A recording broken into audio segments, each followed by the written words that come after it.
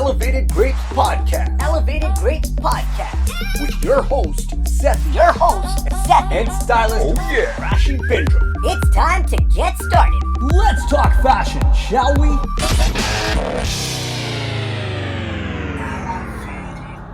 Anxieties.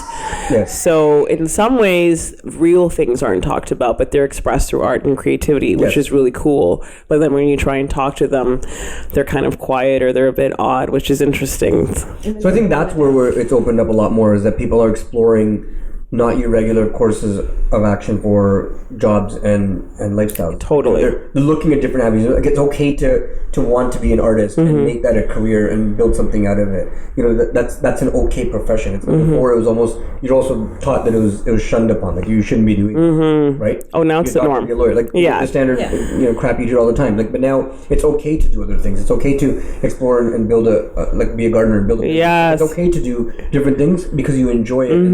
And because for a lot of people, we're dealing with so much stress, so much pressure, so many different things, and when you're doing these things in 24 hours a day, 7 days a week, you want to be comfortable doing it so that it doesn't add extra stress and anxiety to you.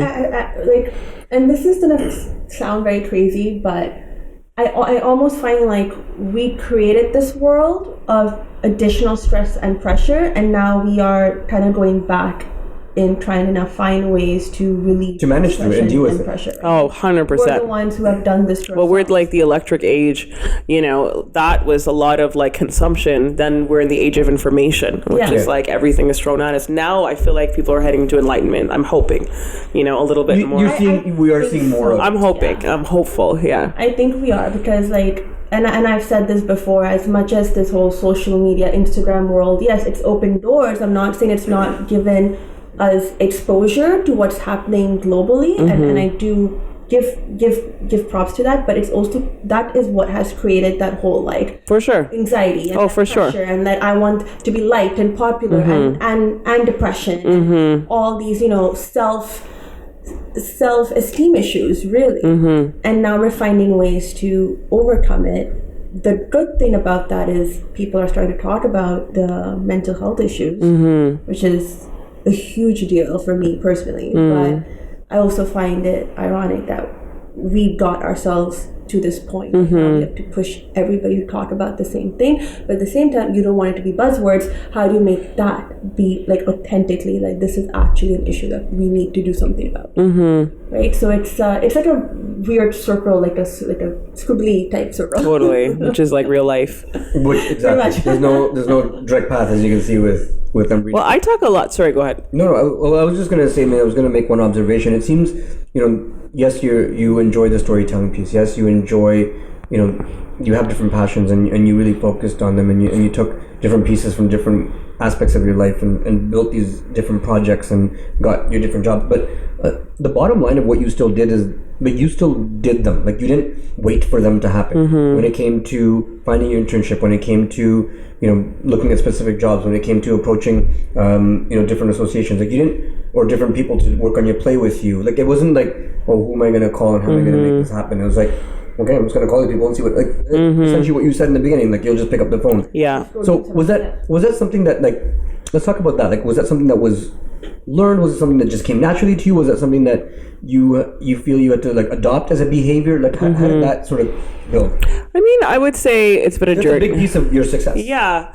I guess I've always just been a bold person, and I've always known that I'm a leader, but I would say it wasn't like always accepted. Like, I remember being a kid putting my hand up for something and the person was saying, "You're too young."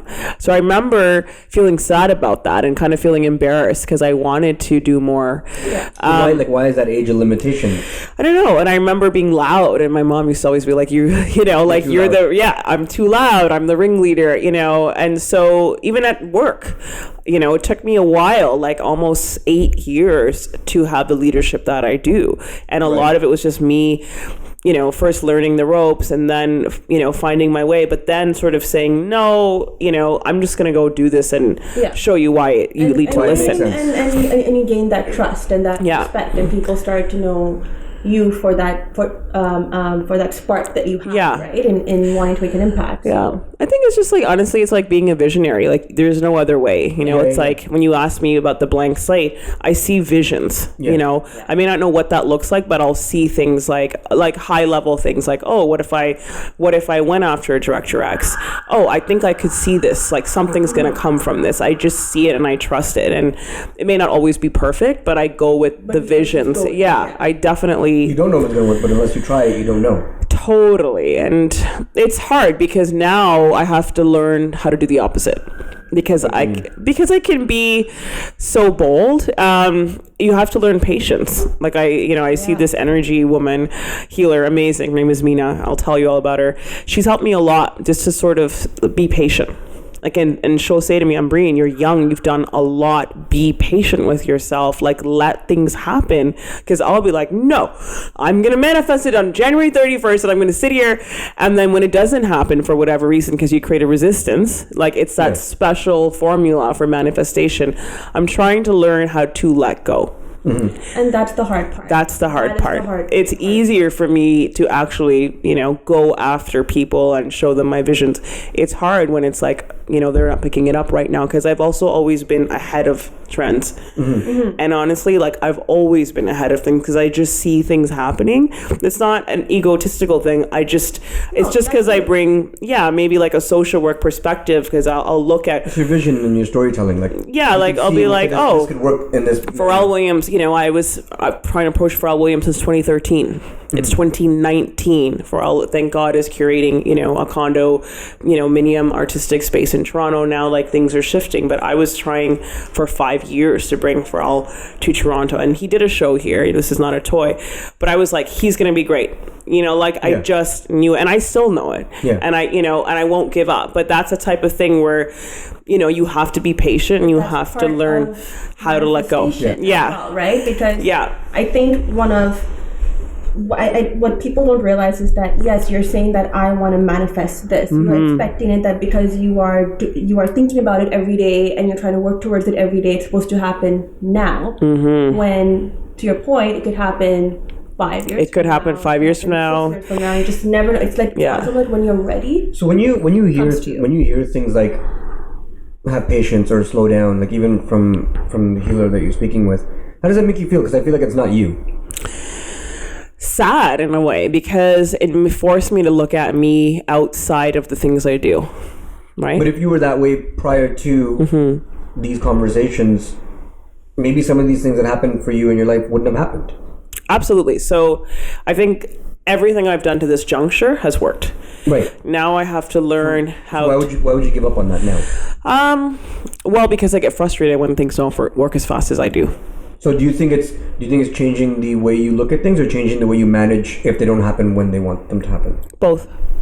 Right. So the way I'm hearing this and I'm like, you should not give up. I'm not giving up. I don't think she's saying that she's giving up. I think, and I understand that frustration is that when you have a vision, you have your like energies are so high, so you want everything now, and you want people to be on that same wavelength. You are not. Which sometimes takes more time than you want it to. Exactly. And that's the thing. Happens, like I'm not giving up. I have to learn patience. Right. And the way I've done that is, focused a lot inwards, because I've worked so hard to get to where I am now. I have to have the confidence that when I'm reaching out with the right intentions and authenticity and my background, it is going to happen. Yeah. But what I can't control is when. And that's the part that's where the patience comes in. That's where the patience comes in. It's more that piece. Okay. It's more that piece, because I'll never give up. I have like so many different visions, that I can see right now, and I can see them happening. But what do you do in the meantime? And I went through a burnout last year, and that's why I had to really learn. Yeah, because I was going guns blazing. I wasn't sleeping like you. Like, I just didn't think I needed to sleep. I was like, I have every single hour. I can program each hour. I can take on my own artists. I don't need to sleep. I don't need to take care of myself. And it just backfired on me. And I basically started getting anxiety, panic attacks. I still did my work, but I was like coming home freaking out. Like I could just feel the stress, because I was taking the city of Toronto on. I was looking at things on a global. How am I going to go global? How am I going to create my own artists and my own label and all this shit? And I just didn't think sleeping was an option or taking care of myself. There's never enough time in a day. Yeah, but it caught up. And then what happened was I wasn't manifesting enough because my energy was so low. Right? So that's when I started really looking at healing. So now I talk a lot about healing when it comes. Take a quick break there too, and then we're going to come back and talk about the healing process. Okay. So we're at the Tedx Corp show, which is a show that Rashi? What? Who's Rashi? Rashi? Why are my life miserable? Why are my life miserable? Why are my life miserable? Wow, that's a lot of violence right now. Rassi's really stressed. Rashi, can we get Rashi, please? Yeah. So, it's Tedx Corp show. It's their second annual one. It's high fashion meets the corporate world, which is really cool. So they have a lot of cool designers. Some of the ones you work with regularly, they're out here today, along with some cool performances and a lot of good giveaways for our partners. They're not giveaways, they're swag bags. Swag bags. And stuff is included in the swag bags. Like a cool swag bag. Swag bag. But overall, the show went very well. I did mess up with the emceeing at one part because I started to announce the wrong person, but it's only because when? it was a little bit dark inside. When? We'll talk When? about that after. What do you mean you announced the wrong person? And we're back. Hello. We're back. Yeah, a little bit of excitement. Yeah.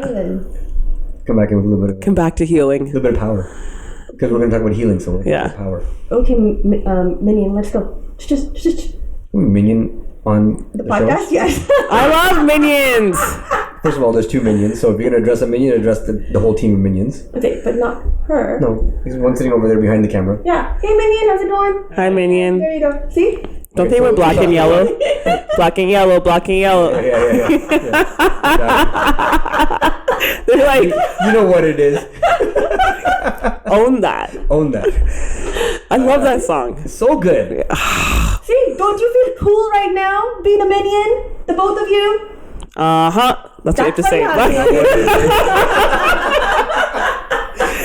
People listening right now are going to be like, what? You're gonna be just like, happened? yeah. Black and who? Yeah.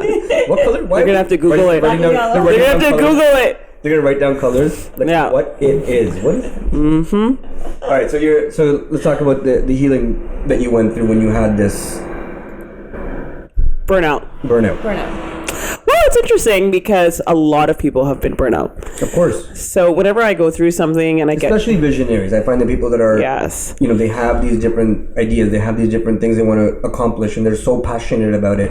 The burnout is so real and a lot more frequent than you think. well, I mean, like first of all, I had to tackle it. So at work, I said to my workplace, like, I can't do what I'm doing at the level I'm doing it. I said, I'm tired. I need to do less, but I'll do bigger things. So instead of 18 projects, I'll do 5 bigger projects. I said, Right. I need a balanced environment. Like before, I just didn't think that I needed to be taking care of myself. I just didn't. You were just doing. I was just doing because that's who I am. Umbereen gets it done. Go to Umbereen. That was my identity. Right. Like legit. Yeah. Like that's how people knew you. That's Yeah. what they knew you for. Yeah, and that's how I knew me. That was like if I wasn't a Storyteller, boss, visionary, done. I'll stay till midnight, I'll go home and I'll be back, and that was my identity. It took me a while to really let a bit of that go and be like, well, who am I outside of that? I had to go in that dark place. I mean, I went to therapy. And this was my choice. I was like, Of course. I went on like literally You want to YouTube. learn about the other side of yourself. Totally. I went on YouTube and I would constantly do guided meditations. Like when I had anxiety, I would just go on. I mean, YouTube is amazing for that. Like, talk down from anxieties. And I just started to, I think my sister was like, you're not yourself anymore. Like she said that to me last summer and I was really mad at her for that. But she was right because I think I was frustrated that things weren't manifesting in the way that I wanted them to. And I wasn't looking at the blessings that I had enough. Yeah. And I was just like burning and I was just angry. And I went through a lot. Like when you are a visionary and you're doing things like differently, you're a trailblazer, but that also means you get burnt, And emotionally, it's Oh my God. such a ride. Yeah. It's extremely stressful. It can be. And I was always the person who stood out. Your highs and lows eventually start taking a toll on you. And they're extreme highs and extreme lows. Yeah, and Totally. I'm not saying like highs and lows in terms of work. I'm saying like that emotional, Yes. and Yeah, so emotional. high and that Yeah. low, it starts affecting you. Yes. I mean, in Nuit Blanche, you work all year for one 12-hour event. Yeah. And then it's over. And someone like me who's super sensitive, I would go into a super low afterwards. Yeah, Right. you just sink. It's like morning. Now what? Especially when you work with really high profile artists, which I was, which we can talk about in a bit, they leave. And then you're like, oh, you're not going to like be my best friend. You know, like it's like, We're not I gonna was have like, coffee? aw. And you go through this low. And I've done 13 years of Nuit Blanche, you know, major high. And then it's then gone. You have a major low. which It's is that just it's like that trash. when the So sun just comes in. for those that are listening and are not from Toronto, Nuit Blanche is the biggest art festival that happens in the city. It is literally 12 hours. In North Work. America. Yeah. Yeah. So, Yeah. so across North America, and literally happens overnight. Overnight. And one day. In Yeah. Yeah. And sorry, and just going back to what you were saying about the highs and lows. If you look at that from a manifestation point of view, because the highs and lows are so extreme, but when you start burning out, and because you're also sensitive, and most visionaries are very sensitive people, but people don't realize that because, like you said, it's all about getting shit done. And then when you believe in manifestation and you're trying to work towards that, and it's not happening, that's because you aren't attracting what you want to attract. Totally. Because your headspace is completely You're not in the off. right headspace. So you're getting can't attract worse them. stuff, right? Totally. You are getting the wrong people. You're getting the wrong projects. Then, or you're getting situations. That and you you're don't wanna be attracting in. like betrayal. You're Exactly. attracting like the things the things things that like you never want to attract. It's, Right? Like, yeah, and I was thrown into some very intense situations where I had to sink or swim throughout my entire life, and so I just did it based on adrenaline. Yeah. And it It's caught. natural force for you to Oh my God. I'm gonna make it happen. I have no choice. Like my friend Umbereen, she's an amazing acupuncturist. She actually saw me, was at TIFF last year, and she was like, "You need help." And I was like, "What do you mean?" And I went and saw her after Nuit, I think it was 2 years ago, and she gave me all this acupuncture, and she put all these needles in me, and she was like, "Okay, when I come back, you're gonna be sleeping, just rest." She came back, and I was like, "Hi!" And I had all the needles in me. And she was like, "Oh my God." yeah. My adrenalines were so high, and I was like just sitting there with 200 needles in me. She was like, "You're gonna need a lot of sessions," but she said, "You're operating like a CEO with zero support." Right. And I was. And so I went through therapy. That's actually a very good way for her to look, an amazing way for her. That's what she said. And it validated me. She was so great. She was so great because she came in from a loving perspective, and she was like, "Who does your laundry?" I was like, "Me." "Who cleans your house?" "Me." "Who cooks for you?" She's like, "So you're constantly working." On the go. You're regularly. Yeah, and as a brown girl or even a girl, I was like, why? I'm not going to pay money to do this. I'm going to do it myself. I didn't think that was a thing. Like, I was worthy of that. And I think that's what's shifted, like not feeling worthy. You know, when you're the person who works for other people the way I do, you're not taking advantage of, but people just rely on you to be there. But in And your mindset, I'm always of service. exactly. Like, why would I get someone to clean my house? That's bougie, you know? Yeah. But she was like, it's energy. And she really got me to understand energy and this energy healer. Like, I went to therapy for like, I think 6 months. Like, first was grounding. You know, it was someone through the city that we had this free program. I was like, please sign me up. And it was just about grounding. Like, Pema Chadran, I think that's her name is. She's this amazing Buddhist monk, and it was all about just being grounded where you are and sitting in uncertainty and knowing there's a time for this knowing your boundaries, knowing, and yeah, knowing just your worth. And because I remember going, am I normal? Like, this is not my normal. I function at a 300. And then she was like, well, you've been doing that for 13 years, and how's that working for you? And I was like, or she'd be like, why wouldn't you be tired? Yeah. And I felt good, just someone validating me, being like, oh, so you literally have done this and that. And I was working since I was like 9. what I will say though, and from experience, is that because you have been working from such a young age and you forged your own path, and because there's a very different sense of pride, right, that like comes in on being self-made and self-worth, is that when we need to start grounding ourselves and understanding that whole, it's almost like if I slow down or if I start taking care of myself, I am not creating. I'm not helping others. I'm For not sure, it's doing like that. it's like grief. It's kind of the opposite. If I'm not sad anymore, then it means that I don't care, you know. And that's how I felt. And like that's an inner battle. yes, and so the first 4 months of therapy, I was just focusing on grounding. The second 4 months when I went, and there's a lot of free services of therapy in Toronto, like a lot. Like my doctor was like, "Do you want medication?" I was like, "No,"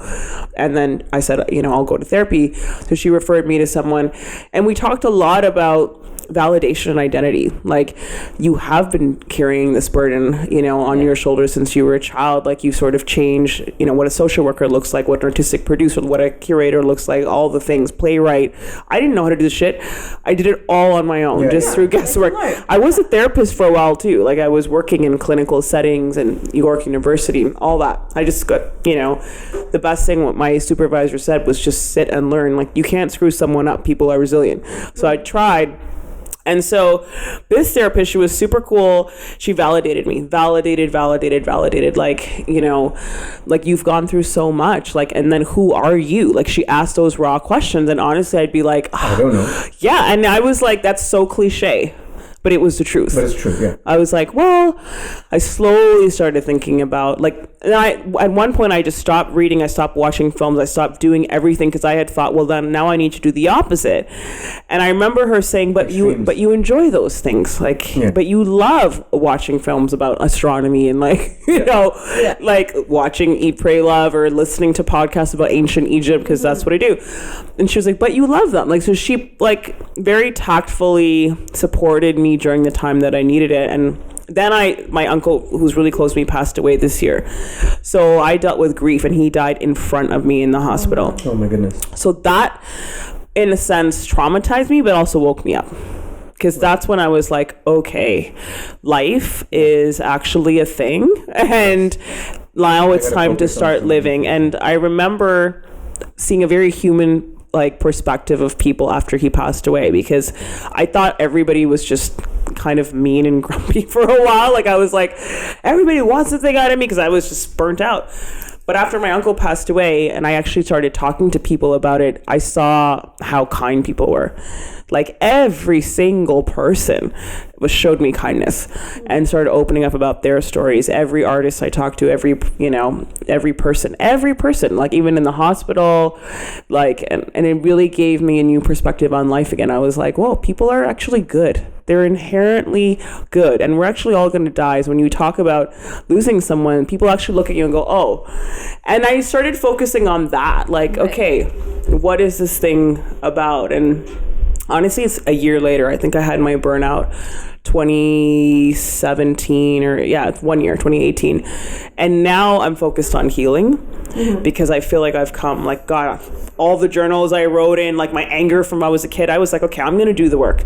Right. I talked about being angry of... You're not averse to work. You know that. No, and I did it every night. And I remember my therapists were like, okay, like, we're so proud of you, because I'd be like, this is what I wrote, and I did this brain map, and I did this, and I sat and meditated, and I ran around the block, and eventually it started to work.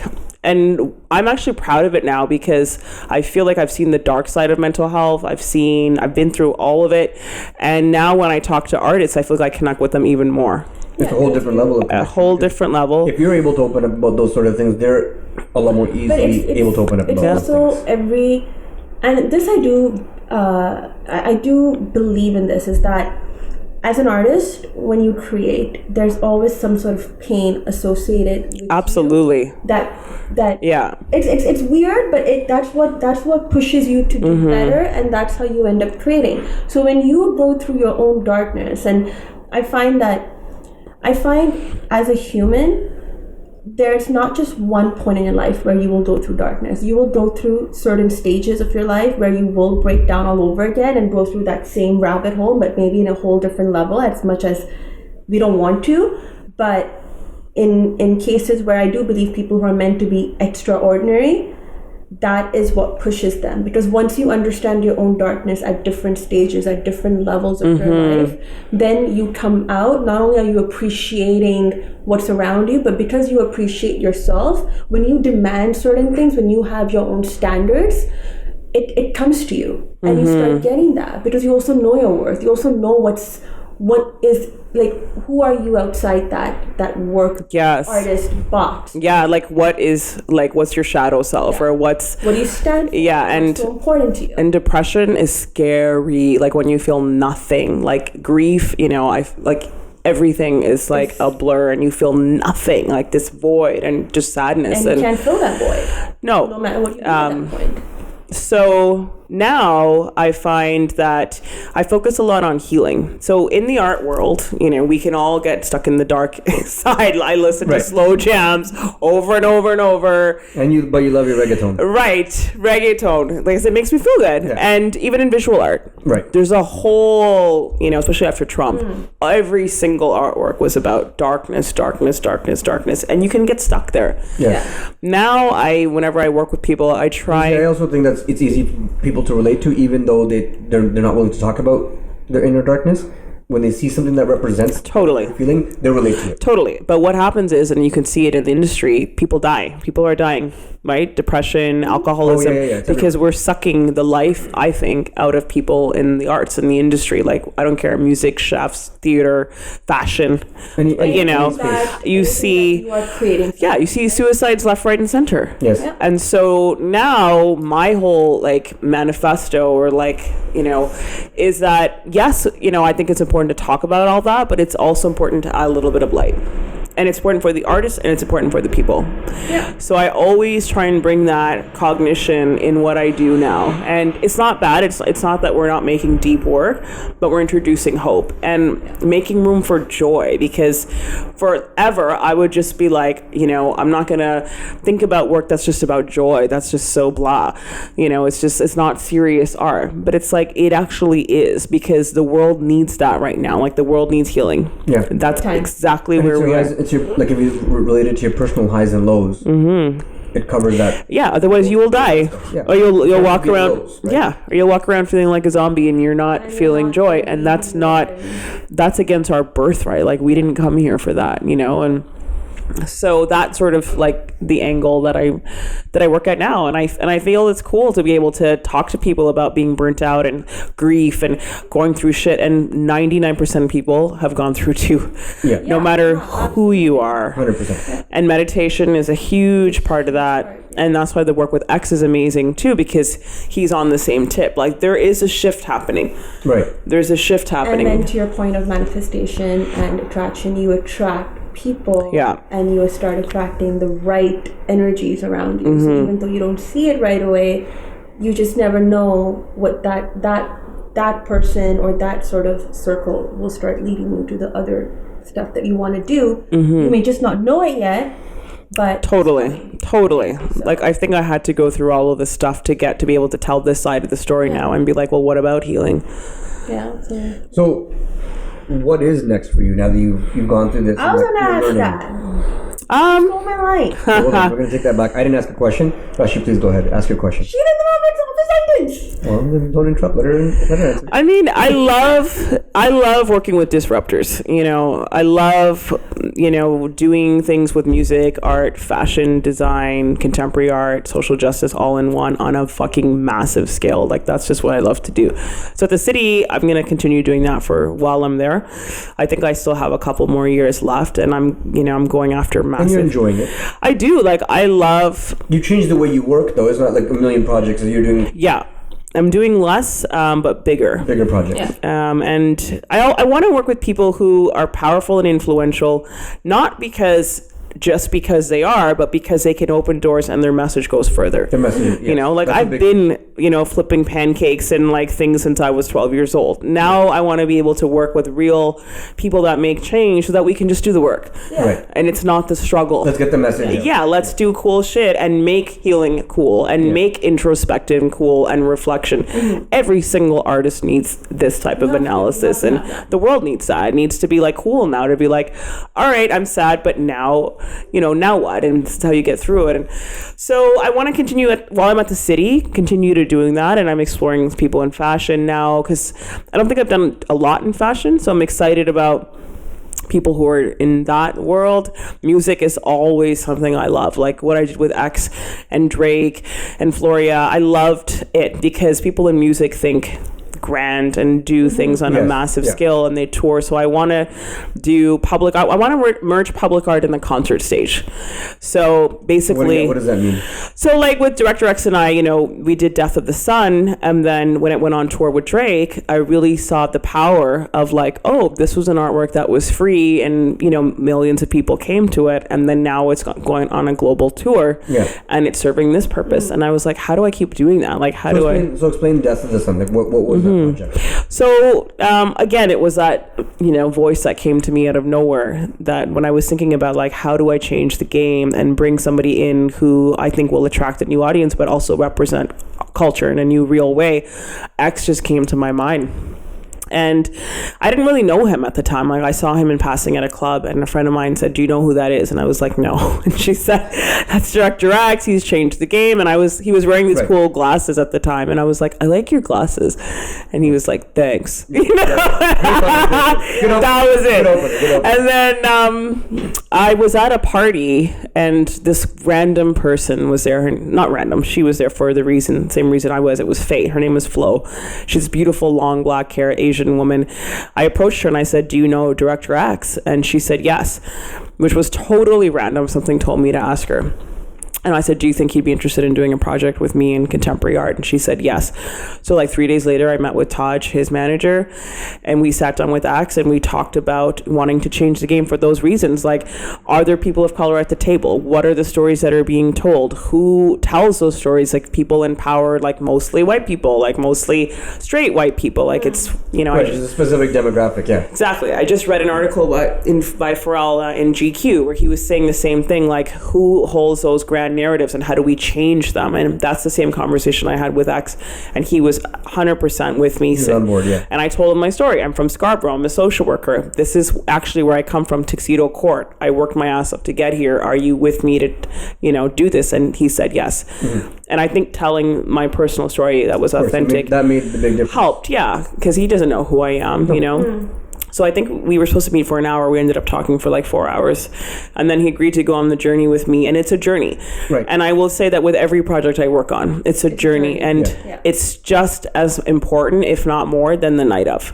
Because the night of, things can happen, mistakes can happen. It's 12 hours. It's everything. It's everything. It's the research. It's the time together. It's tell me your story. So was this a piece you guys put into Nuit Blanche? Or? Yeah. Okay. Yeah. So I was working on Nuit, and I wanted him to do something. And so we started workshopping ideas, and I started taking him to different art shows, and we just started hanging out, and he started talking about the universe and how passionate he is about science. And that's when I started bringing like my social work skills and being like, okay, what is it about the sun, or what is it about the earth? Let's think about your life. And Axe had been infected by gun violence. He was shot. And so, I was like, what are you trying to say if you have one platform, one night, 12 hours? And he was like, well, I just feel like, we're involved in all this senseless violence. I want people to see how small they are in compared to this universe. And then I was like, okay, we're getting somewhere. And yeah. You can see something forming. Something was forming. And this was like, I don't even know, 4 a.m., like one late night. The thing about me, and I think it's because I have an anthropology background, field work is very key. You go to, where you want to be. Like, I think X came to City Hall maybe once.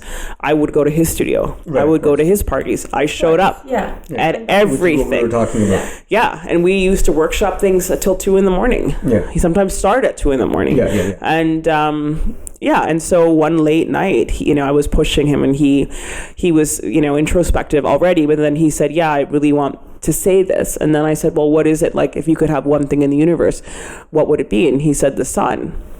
And then I said, okay, well, what's happening to the sun? And that's when he was like, okay, well, what if the sun were to die? And then when he said that, I was like, oh my God, that is it, stop. And so that's how it started. And then we started doing research on the science portion of it, because X, loves science, so do I. Oh my God, I wanted to be an astronaut when I was a kid. Like, Jupiter was my favorite planet, but it's so funny how things come full circle. It does. It really does. And so we actually spent time researching, how is the sun going to die? What does the data say? It doesn't actually explode, it's actually shrinking. It's very interesting. Sorry. And so we did all that research, and then we made the artwork based on the sun. Oh wow! I love it. And you showed that at the summit because you were talking about that. Sorry, I'm coughing. Yeah. Okay. Yeah. And we're really inspired by Van Gogh's Starry Night. Because I was just showing X, like, you know that ink block test when you throw things at people? I was like, what's your style? Yeah, I was like, do you like classic? X likes a lot of classic art because he draws, and you know he loves figures. He wanted to be like a graphic designer when he was younger and fell into all of it. So I was showing him things, and I knew he liked more classical times and eras. So I showed him Starry Night I said, X, this reminds me of the sun, and he was like, yes. So Starry Night with all those swirls. So if you look at Death of the Sun, those swirls are there. And so we worked with this amazing video CGI artist, which I didn't even know what the hell that was. Like, I had to learn. This is what CGI is. And he like hand drew this amazing thing, and we created a soundtrack to it, which was based on frequencies of the sun. Because X, you know, had introduced me to like different hertz and frequencies, like because everything's, as you know, a vibration. Yes. Yeah. And so it's so funny. X and I would be sitting in his studio, and all you would hear is like, people would walk by, and we're like, "What? We're feeling the vibrational frequency." I said like this hurts or this hurts.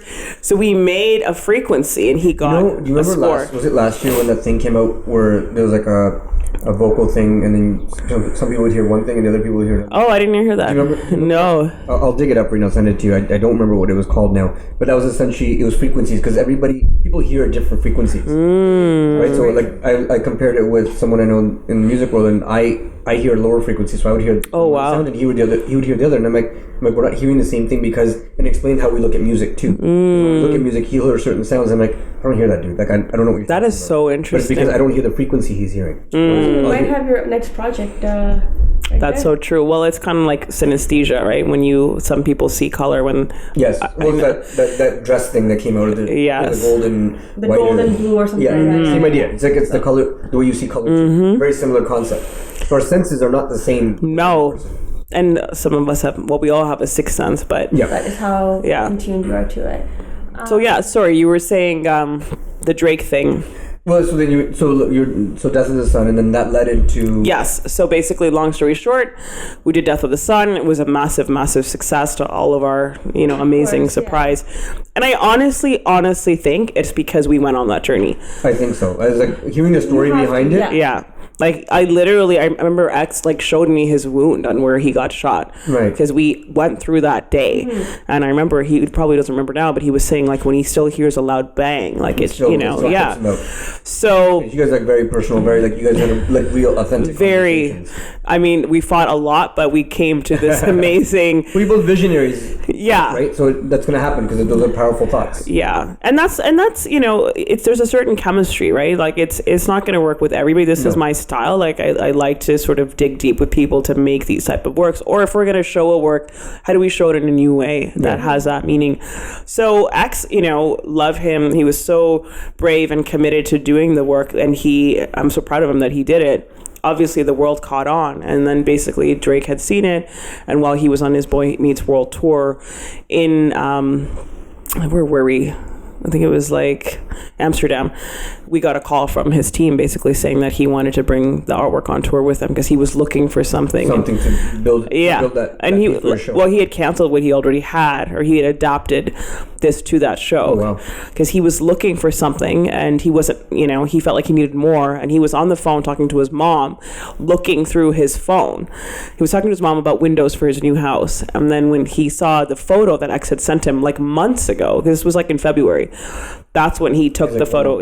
Shit, he goes, "Get me this."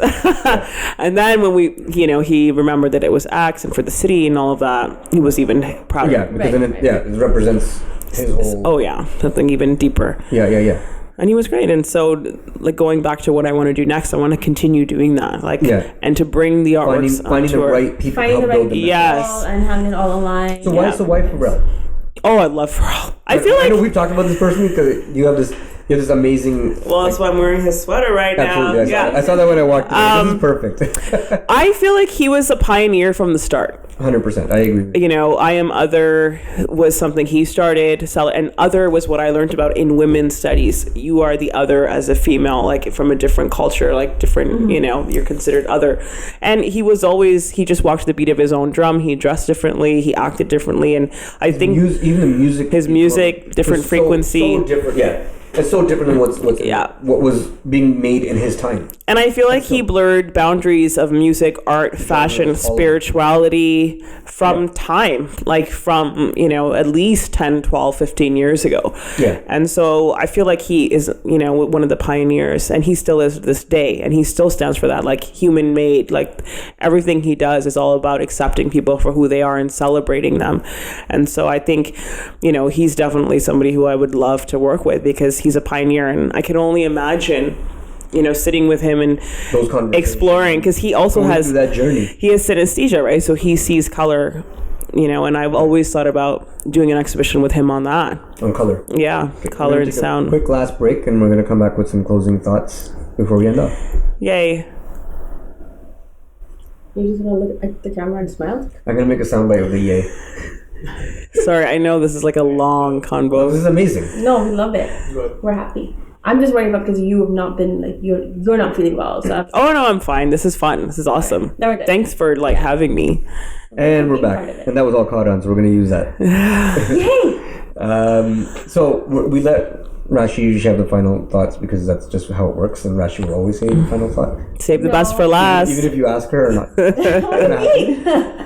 I'm very respectful to my team. I know, I'm bugging. And my minions.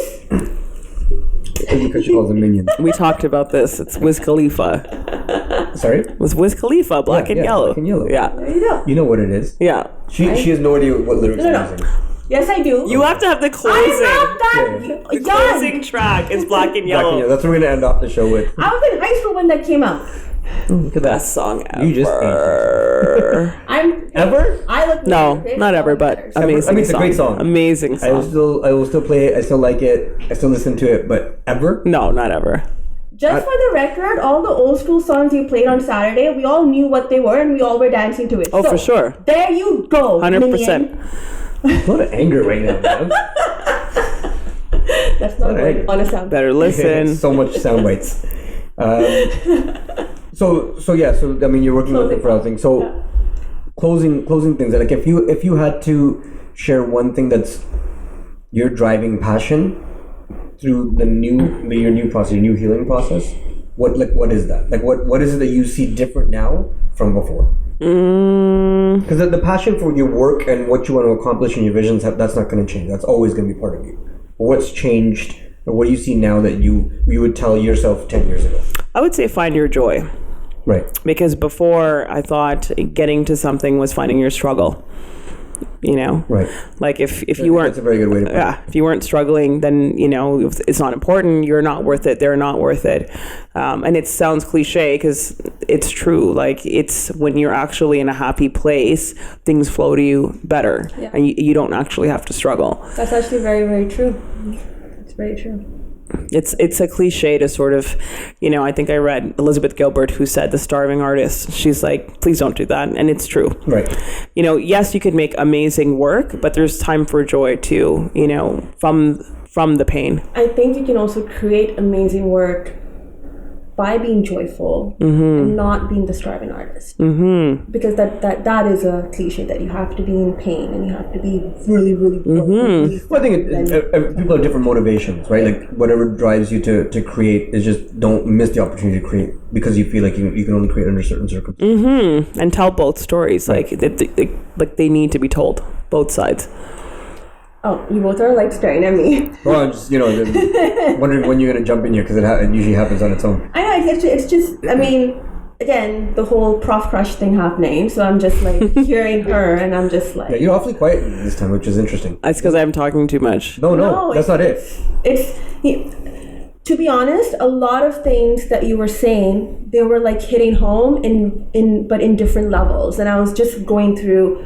And yes, I did have those moments where I was like, what if when I was in that same phase or those same similar situations you were in, and even though I was in Montreal and I was also back in Dubai, but when I went through that, it was still a very different kind of bullying, a very different kind of racism, which now I realize that.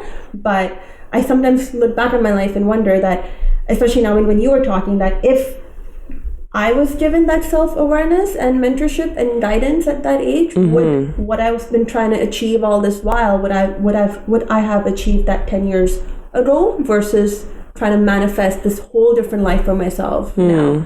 And from the last year more so, I've just been pushing harder and harder at it. So when you've been talking about certain things and what you went through and how you felt, yeah, our journeys were very different, but those feelings, those energies, I was like, yeah, I can understand what she felt at that time or what she's going through, because I've had those feelings. I just didn't realize they were normal, or that somebody else can like go through that, right? So I think that's there's a lot of similar characteristics between the both of you two, and just the way you approach things, the way you look at things, the way you deal with things. Like I'm hearing a lot of, and having conversations with Rashi, like there's a lot of things that she would have done the exact same things you do, and she does do the exact same thing. It's in her world and in her area of interest. So that's really interesting to see, because I think those kind of characteristics of visionary who's going to be successful in what they're doing and make those kinds of changes. I think if you write a book, you're going to see some of these similarities. I'm not talking about successful people. I'm not talking about like the business owner. I'm not talking about the Fortune 500. I'm sure that's in there too, but I'm talking about a visionary that wants to make change and wants to do something different. Like you've done some of those things. You've also done some of those things, and you guys will continue. But there's so many similarities in you explaining what you've done and how you've accomplished it, and the path you took, and the challenges you went through, the highs and lows, like all those sort of things. What brings those highs, what brings those lows. I mean, I've heard the exact same things from her numerous times over and over, right? And I feel like people who have that visionary type of mindset, or who have that sort of innately in them, are going to naturally have these characteristics. You feel those ebbs and flows, you feel those highs and lows. Yeah, they're not something you're creating. They're not something that's going to happen to you one day. It's a part of your personality, and you're going to have extreme lows. You're going to have those anxiety moments. You're going to have those like things that you feel like the world's crashing down on you. But it's because you're so passionate about what you believe in and what you're trying to build or achieve. Yeah, agreed. I mean, hopefully people can take away exactly what you did too, and it's all relative, right? So this is your story here moving forward with this new analysis and awareness. What are you going to do from here? Right, and maybe you were meant to find out about that part of you now. Yeah, I mean, that's the only that's the way I look at things now. It's just that whatever's happening, there's a reason for it, and it's happening now because I'm ready for so much that, like you, I sometimes get very impatient, and I'm trying to again teach myself patience, which I know you've been witness to. That's what I mean. Like I'm hearing all these things. They're very similar stories within each of your personal journeys. Well, I've sort of like been rewriting my own terminology right 100%. Now.